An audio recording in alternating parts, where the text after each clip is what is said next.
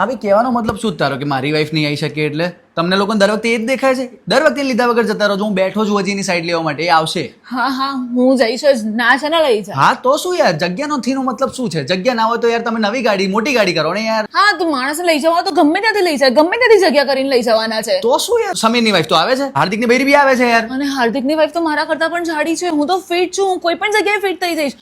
અને નિશિતની વાઈફ પણ આવશે, હું એને પણ કહું છું. સાંભળી લીધું? એ આવશે, તમે કઈ બી કરો પણ એને લીધા વગર નથી જવાનું. એવું હોય તો મારી જોડથી ડબલ પૈસા લઈ લો. હા હું તો જવાની જ છું. મારી જગ્યા તો જોઈશે જ. એમને કોઈ અહીંયા બીજો કોઈના ઉભા રાખે, બાકી હું તો જવાની જ છું. બસ તમે કઈ બી કરો, એ આવશે, એ નહીં રોકાય અહીંયા. દર વખતે યાર તમારે આવું કરતા હોય છે. કોઈ વ્યક્તિ બોલે નહીં એનો મતલબ એ થોડી કે તમે દર વખતે લીધા વગર જતા રહો. છે ને, ભોળા માણસોની સાથે આવું જ થતું હોય છે. હું ભોળી છું ને, એટલે મારી સાથે આવું જ થતું હોય છે દર વખતે. તો પણ જવાનું ક્યાં છે? Mental hospital.